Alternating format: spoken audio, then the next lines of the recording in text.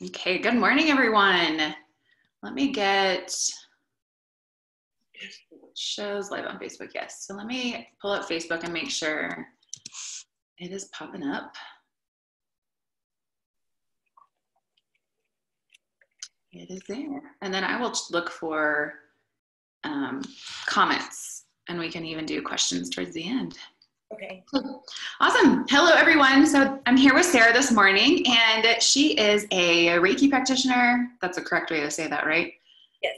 And massage therapist in Las Cruces, New Mexico. So in our group, we have people from all over. So I wanted to invite her on. I admire her knowledge and abilities. She's an outstanding massage therapist. And so I wanted to have her on for week 1 of our Wellness Wednesdays. So over the course of the next several weeks, I have it scheduled through June because unfortunately I anticipate that there's going to be something going on through June. So I have weekly experts scheduled every Wednesday at various times, and they're going to hop on with different tips on how to survive this time. Next week, we have an autoimmune specialist who's going to talk about stress and what that does to our bodies as well. So thank you, Sarah, for being here this morning. If you'll go ahead and just tell us a little bit about yourself to start off. Hey guys, I'm Sarah. Thank you so much, Melissa, for having me today. Thank you everyone who's watching and who is giving us the time. So I'm from Las Cruces, New Mexico. I've been born and raised here, and I currently reside here with my husband and 2 boys. My practice is grounding Monarch. Excuse me. I'm having a little bit of seasonal threats today, I promise. So in my practice, I do massage therapy, I do Reiki, I do also provide herbal pillows for aches and pains, muscle cramps, headaches, a lot of things that you could just throw into the microwave. That's things that you would use a heating pad or an ice pack for, except it's, cordless. I also provide other retail items, and I do provide a lot of essential oil education to all of my clients that come in. Included with my massages, I use oils every single massage, unless specifically asked otherwise. I always check in to see if anybody has any specific allergies that have been diagnosed in regards to So otherwise, I live here in Las Cruces. I love my town. I love my community. It's such a wonderful place to be. So tell us a little bit how this coronavirus has impacted you as a business owner. Unfortunately, since massage is considered in some parts a non-essential type of practice, I've had to close my doors. So that has definitely impacted us financially. Of course, we're getting cabin fever. I'm worried about my clients and their progress. I'm worried about, what's going to happen to my studio, my practice as a whole. I've had my practice for 2.5 years, and I've put blood, sweat, and tears into it. It's my baby. So it's been really a scary time right now for a lot of us in the service industry. Since we are considered medical, a lot of my clients were really nervous about me having to close my doors. I stayed open as long as I could, but ultimately when it came down to it, I needed to be responsible and keep my clients' wellness and their health in the best of my, in the best of the bottom of my heart. So in that, I did have to close my practice a week before she had issued the statement to close non-essential businesses. Yeah, and I'm sure a lot of your clients thank you for that too, because of, I mean, the spread can spread so quickly. So yeah, been very understanding and incredibly supportive, and I have been so grateful and blessed to have them. Wow. Awesome. So what I asked you to come on and we were kind of talking about what to discuss. And so what are some of your tips? Because as business owners, as kids, as just people that are extremely outgoing, everyone's dealing with their own battles right now. And what would you say are your top tips for people that are, dealing with stress, anxiety right now? So I've chosen a few things that help me, that have helped my clients, that I've done some research on in regards to this. I have consulted with other practitioners in the medical field in regards to this as well. And so I'm going to go ahead and I wrote down some of the things so I can remember. One of the things is to make a list. Things that you can control at this current state. A lot of times, as humans, we're programmed to plan ahead, and that's great. It's not a bad thing. However, there's a lot of uncertainties that have come with the recent developments. So this can cause a lot of frustration and anxious feelings. If you do make a list of the things that you can control and get ahead of now, once your list shortens, you'll feel less stressed about the outcomes of our current situation.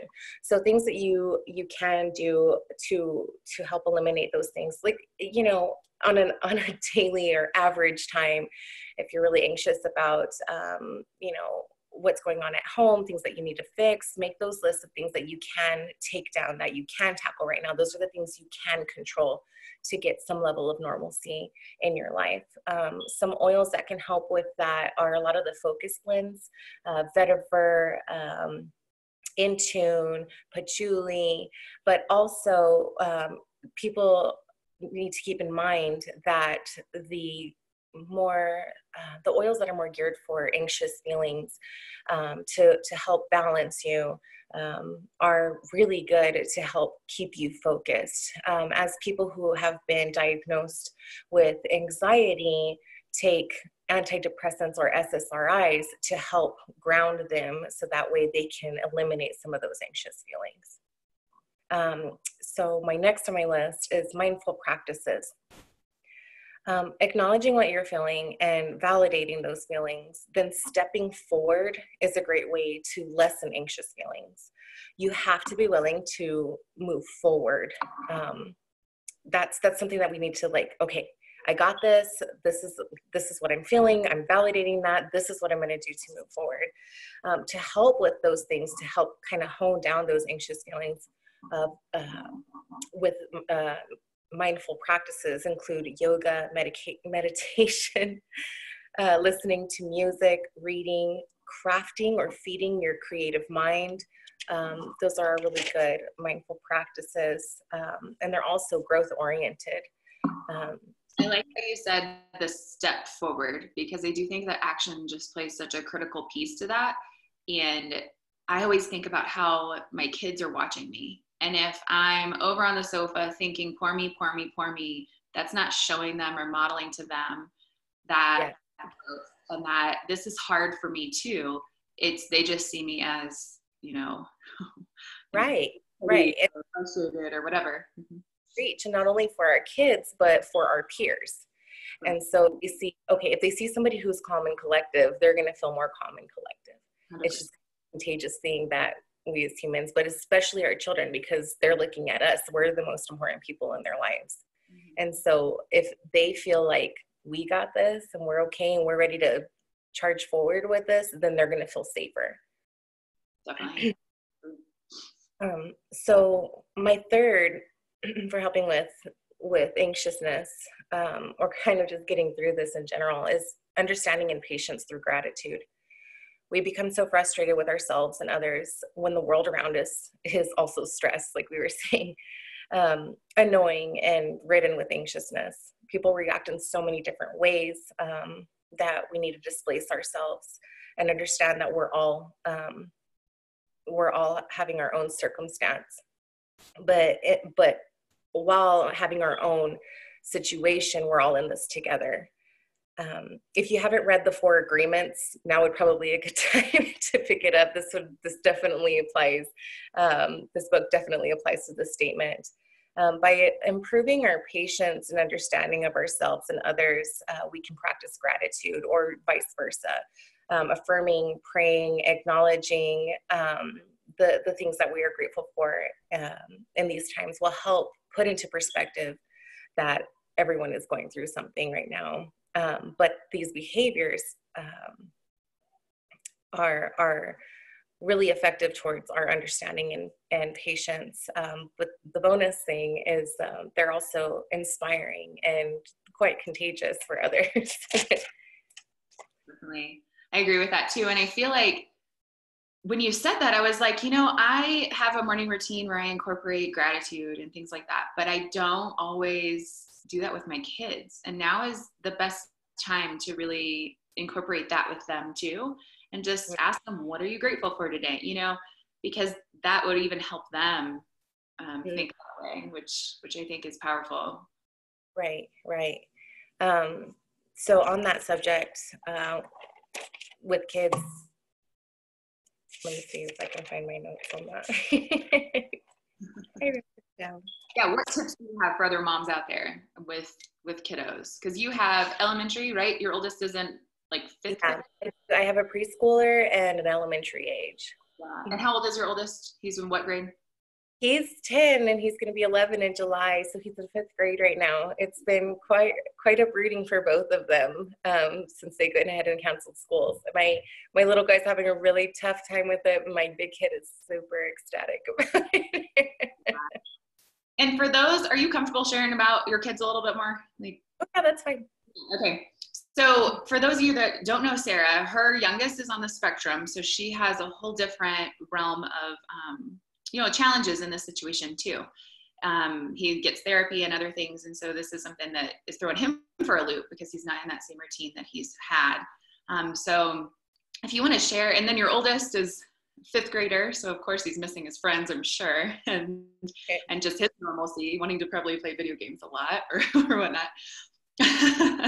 But what would be your tips with your kids and balancing, someone that is upper elementary that, there's teachers that are saying this is what they need to do, and then someone that is in preschool that needs structure and routine? Well, and I think with any child who's on the spectrum or neurotypical, having that consistency is key. So that's what's difficult is, my 10-year-old is under the understanding that he's on a break. He's good. And, he is on a break. However, we do have to still apply the same rules. We've had to adjust a lot of things and sit down, and he's he needs it straight, black and white, and sometimes even documented for him. So that way most, kids his age don't manipulate that situation.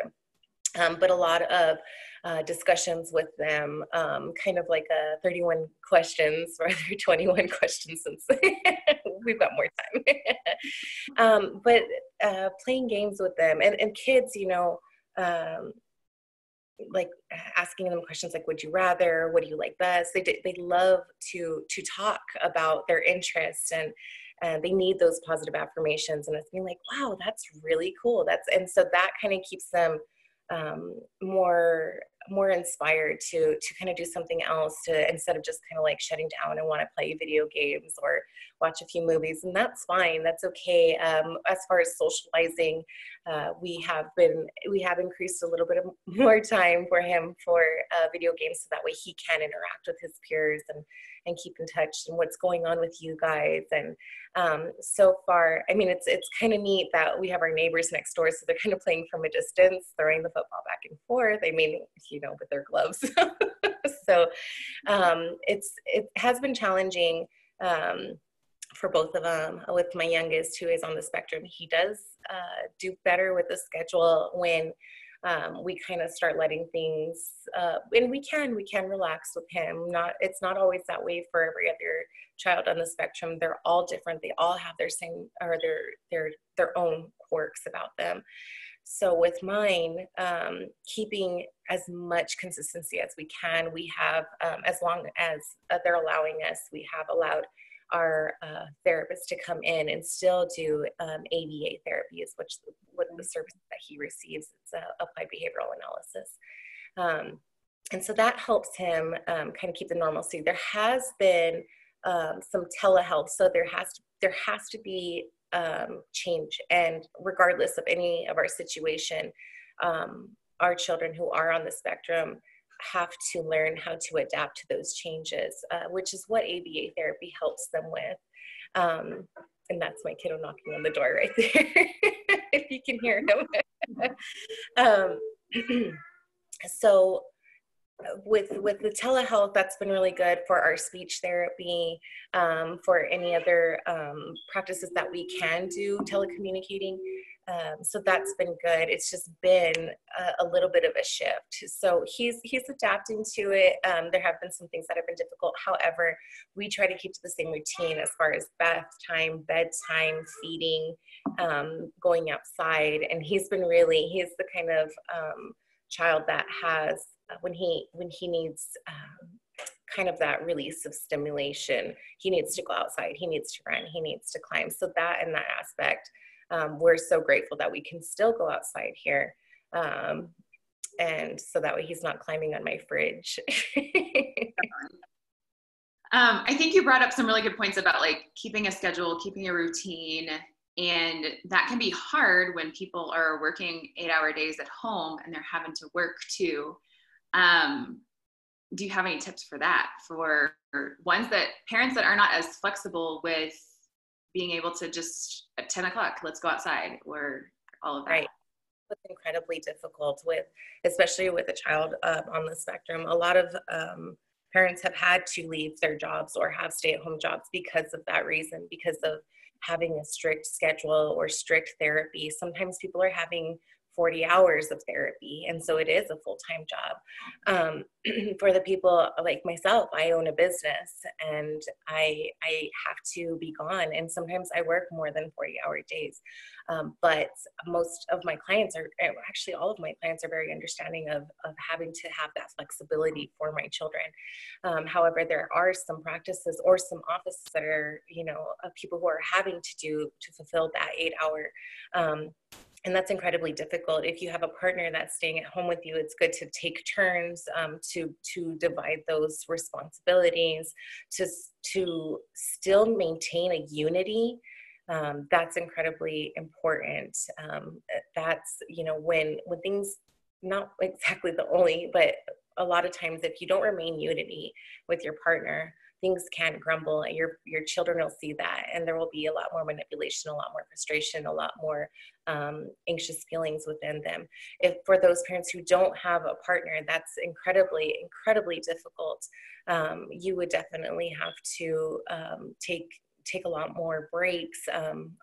Fortunately, most businesses and most small businesses and their own practices, customers, clients, patients have been a lot more understanding because of this time. However, it is, like I said, incredibly difficult for somebody who does have to do an 8-hour. But that's definitely a tip that I can recommend is try to remain as flexible as you can. Again, going back to that list of priorities, things that you can, put off. Sometimes those 8-hour days are going to turn into 10 hours, or you're going to have to do like a split shift because you're going to have to tend to your family. Definitely. And I've heard of some people, like kind of like what you said, swapping with their spouses. Someone works up or gets up at 5 and is working, and then the other one's with the kids, and then they like swap. And then, someone I know that actually lives in Germany, she's from Italy. She was saying that her and her husband do that all day long, and it's pretty much like at midnight they're going to bed.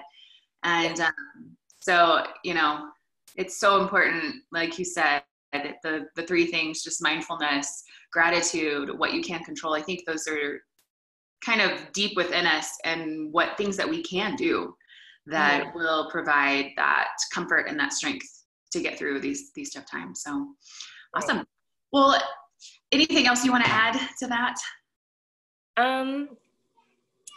No, just, I have a list just of, certain oils that have helped me, in regards to this.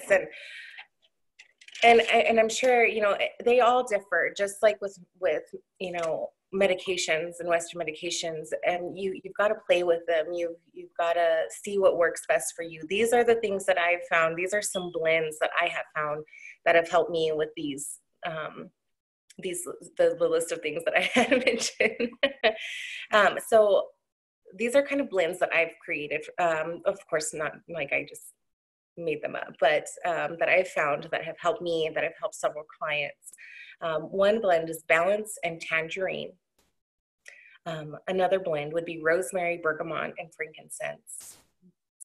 The third blend is Patchouli, Lavender, Lemongrass. And the fourth is actually one of my personal favorites that I actually use as a perfume, is Magnolia and Green Mandarin. If you have any questions on like how it works for me, you can feel free to comment or ask away. And that's okay with me. And a lot of that has to do with what it does in your cells. So it's amazing the impact that oils can have on our bodies, and just through that aromatherapy, through the aroma, but also at a cellular level, what's happening in your body to just de-stress and calm. Absolutely. So, awesome. So those that do live in New Mexico, how can they best support you during this time? So for myself as a small business, I am still creating my herbal pillows. So I am working from home still and having to take turns with my spouse. I am still making my herbal pillows. I am creating more retail, which I'll be posting on my, my site soon. I have taken a small break. There have been a couple of, a few medical offices who've asked me to create some masks for them. And so I have taken, I've had to manage my time and set my list as well for that as well. So so those of you who are watching, if you would go and follow, my pages, so the Facebook page is at Grounding Monarch, and the Instagram page is at Grounding Monarch, and I will be posting updates. I love doing giveaways. I have I don't want to call it a bad habit, because I just kind of randomly give things away. I'm like, okay, slow down. so go ahead, and if you guys could, that would be incredibly supportive. As for any local businesses, a lot of us are working from home, have created online shops, so that way people can purchase from us. If it's locally, people are willing to drop off and abide by that social distancing. There's also a lot of free shipping that's going on, and so to just kind of put out your feelers. A lot of times I will share other businesses on my Instagram or my Facebook stories, so that way people can go ahead and see what other things are in the area as far as Las Cruces and in the Doña Ana County. Definitely. So sharing, retail, just getting the word out, and offering encouraging support. So yeah, awesome. Well, thank you so much for being with us today. We appreciate your time this morning, and you provided a lot of wonderful tips. So thank you, everyone. And if you have questions in the Facebook group, just comment, and Sarah is tagged in here. I'll actually go back and edit the live video so it has her Facebook page, and I'll put the Instagram handle as well. So I think that's what you call them, right? Instagram handles. I think so. Twitter handles. Anyways, but I'll add that stuff in once this posts. So thank you, everyone, and Sarah will go back and answer any questions that you have that are pertaining. So thanks. Have a good one. See you next week. Bye, guys. Thank you so much.